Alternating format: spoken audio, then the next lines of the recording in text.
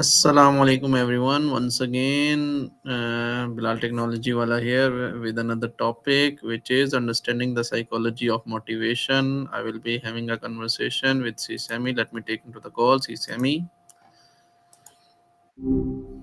Hey there, hope you're having a decent day. Yes, I do. I am having a decent day. So I am going to have a conversation with you on the topic understanding the psychology of motivation. Should we start? Sounds good to me. Motivation's a tricky beast, isn't it? Where do you want to start with it? How would you define motivation? Good place to begin. For me, it's not just about wanting something, it's the why behind it. Like the driving force that gets you moving. It's a combination of things your desires, your beliefs about whether you can actually achieve something, and even how much you enjoy the process. It's not always some grand passion, sometimes it's just showing up. Does that resonate? Yes. Why do some people stay motivated consistently while others struggle?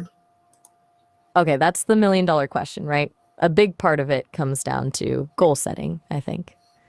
People who consistently stay motivated usually have goals that are both challenging and realistic.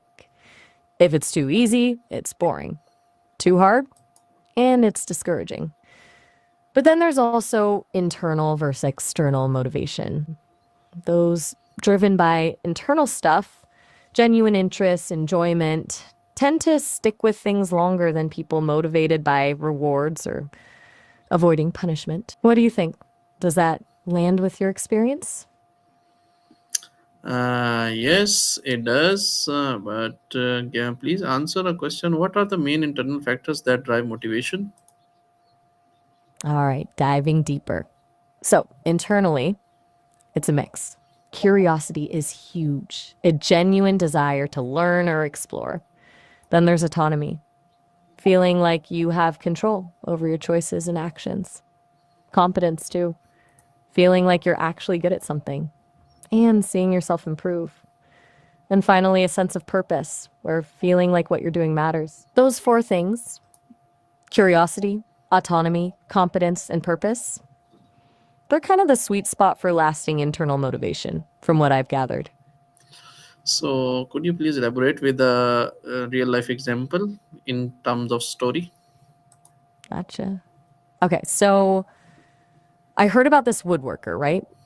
She wasn't trying to become famous or rich. She just started making little wooden animals because she genuinely enjoyed the feel of the wood and the process of creating something with her hands. That's curiosity and enjoyment. She set her own projects and didn't take commissions at first.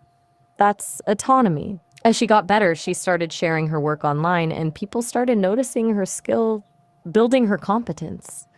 And then she realized her little animals were bringing joy to people, especially kids. And that gave her a real sense of purpose. She turned down bigger, more profitable gigs because she wanted to keep that joy intact. It wasn't about the money, it was about the process and the feeling it gave her. Does that make sense? Yes, it does make sense. So, how does mindset affect a person's ability to stay motivated? A mindset is massive. A growth mindset, believing your abilities can be developed through dedication and hard work, is a total game changer. People with that mindset see setbacks as learning opportunities, not as failures. They're more willing to take risks and persevere. Whereas a fixed mindset, believing your abilities are innate and unchangeable, tends to lead to avoidance of challenges, fear of failure, and giving up easily. It's like one sees a wall as a challenge to climb, the other sees it as proof they can't. Does that feel right to you? Yes, it does. What strategies help overcome periods of low motivation? All right. So those dips happen, right? First, acknowledge it's normal. Don't beat yourself up. Then, break down whatever you're trying to do into ridiculously small steps. Like, instead of write a blog post, it's write one sentence. Seriously, Lowering the activation energy makes it easier to start. Another thing, focus on the process, not the outcome. Instead of thinking, I need to finish this project, think, I'm going to work on this for 15 minutes. And sometimes just stepping away completely and doing something enjoyable can recharge your batteries. It's not about forcing it, it's about finding ways to gently nudge yourself forward. Anything there resonate with you? Yes, it does. In what ways does self discipline complement motivation? Good question. Motivation gets you started, but self discipline keeps you going when motivation fades, which it inevitably will. Think of motivation as the spark and self discipline as the fuel that keeps the fire burning. Self discipline is about creating habits and routines, even when you don't feel like it. It's about showing up and doing the work, even when it's boring or difficult. It's not about being strict with yourself, but about building a reliable system to get things done. It's kind of the unsung hero, you know? Motivation's flashy, but discipline's the workhorse. So, it's quite interesting. How can rewards or recognition impact motivation levels? It's complicated, honestly. Rewards can be a good short term boost, especially for tasks people don't naturally enjoy. But relying too heavily on external rewards can actually undermine intrinsic motivation, that internal drive we talked about earlier. If you're only doing something for the reward, you lose interest once the reward disappears. Recognition is a bit different. Genuine appreciation and acknowledgement can be really powerful because it taps into that need for competence and belonging. But it has to be authentic, not just empty praise. People can usually spot that a mile away. It's a delicate balance. What's your take? Uh, Have you noticed that with your streaming? yes, yes, yes. Right? I do have It sounds it. What is the role of habits in sustaining long term motivation? okay. Now we're talking. Habits are absolutely crucial. They basically turn motivation into something automatic. When something becomes a habit, it requires way less conscious effort and willpower. It's like brushing your teeth. You don't have to psych yourself up to do it every morning. You just do it. Building habits around your goals removes a lot of the friction that leads to procrastination and low motivation. It's not about huge sweeping changes either.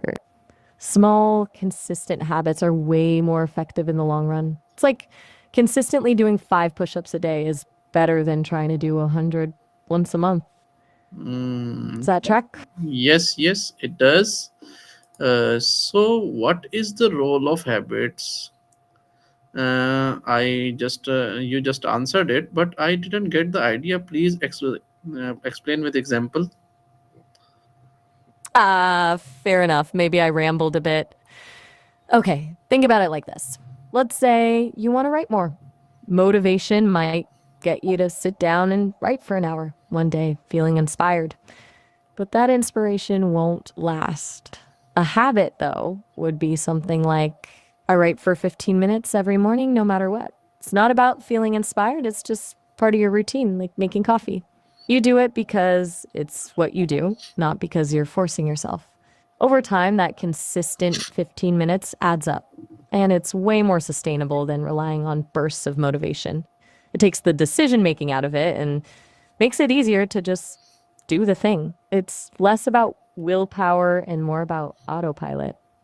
Does that click a bit better? Yes, it does click a bit better. So, please give us the last one single liner advice for the topic. Focus on building systems, not just relying on feelings. Okay, that was quite a good conversation with you on the topic of understanding the psychology of motivation. In this conversation, we had an idea of what motivation is, what are the driving factors, why some people stay get motivated and others struggle, and what strategies help overcome the periods of low motivation and things like that, and you give the final answer or advice of setting systems, which is quite helpful for our audience. I hope the audience would have liked the conversation with you and they are going to apply it in their daily routines, and it will be beneficial for their upcoming future. So we will be connecting with you soon. Once again, thank you for the conversation, Sisami. Oh, all right. Glad it resonated. Sounds good. Catch you later. Thank you.